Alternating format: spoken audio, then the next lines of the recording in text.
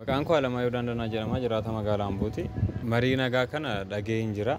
Marii nagaan kun rakkoo isaanii otoo furanii natti tola baay'ee. Biyyattiin kun amma rakkoo waraana irra jirtu hin furti jedheen yaada akka yaada kootti.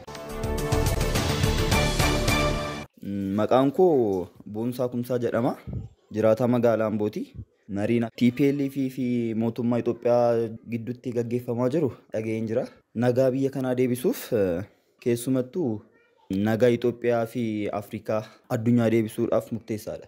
Naannoo Oromiyaa keessatti waraana bilisummaa Oromoo fi kanneen biroos kan ta'an mootummaa wajjin akka isaan mari'atan yaadii dhaachuu qaba. Kanarraan kan hafe akka galma ga'uu yoo barbaadan qaamoleen biyya kana keessatti rakkoo qaban hundumtuu irratti hirmaachuu isaanii in eegama. Nagaan biyya kanaa akka dhufus mariin nagaa akkasii murteessaadha.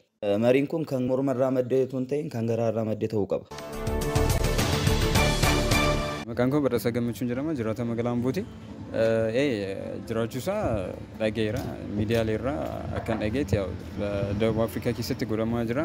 Ittiin gammada garuu mariin nagaan kun qaamolee isaan kan hin hirmaachisne ta'uusaa akka tokkotti ilaaleera. Otoo isaan hirmaachise biyyattiidhaaf nagaa fiduudhaaf waan gahee guddaa taphata jedhee yaada akka nama dhuunfaatti. Maqaan koo Yoonaafaa Shabbirin jedhama. Magaalaa Amboo keessa jiraachaa jira. Marii jechuun wanta nagaa buusu taanaan wanta gaariidha. Maaliif yoo jenne dhala namaa taane nagaa kan jibbu hin jiru. Nagaan wanta hundumaa dursa jechuudha. TPLF wajjin wanta ta'aa jiru kuni wanta gaarii natti fakkaata. Qaamolee hidhatanii Oromiyaa keessa jiran wajjinis yoo haalaan karaa nagaatiin peacefully wanta kana sirreessuun hin danda'ama jedhee yaada.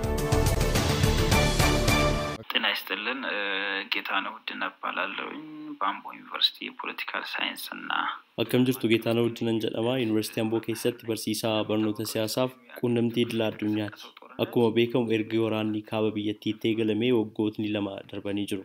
Hanga ammaa waraana kana kan mo'e ifatti hin beekamne wal waraansarra qaamoleen turan lamaaniyyuu lola kana dhaabnee waliin mari'achuudhaaf fedhii qabnaa jedhanii dubbachuun isaaniiyyuu waan tokko marii nagaa kanaaf dhiyaachuun isaanii akka milkaa'inaatti ilaalama. Lubbuun namootaa hedduu darbeera. Bu'uuraaleen misoomaa hedduu sababa wal waraansa kanaatti barbadaa'eera. Kanaafuu waraana kana dhaabuuf murteessuun isaanii akka milkaa'inaatti ilaalamuu danda'a. Yoo waraanni dhaabbate sarbamni mirga namummaa hin jiraatu, mancaatiin qabeenyaa hin jiraatu, lubbuun namaa hin darbu, buqqaatiin hin jiraatu, nagaatu jiraata. Kanaafuu qaamoleen lamaan mari'achuu jalqabuu isaanii yookaan mari'achuuf yaaduun isaanii nagaa biyya kanaa deebisuudhaaf barbaachisaadha. Garuu osoo qaamoleen mootummaa wajjin walitti bu'iinsa qaban kanneen biroo naannolee biroo keessatti socho'an fakkeenyaaf waraana bilisummaa Oromoo fa'aa osoo marii kana irratti qooda fudhatanii gaarii ture. Marii kanallee silaa hunda galeessa taasisa ture. ምን ያደርጓል ወይም ሆሊስቲክ ያደርገዋል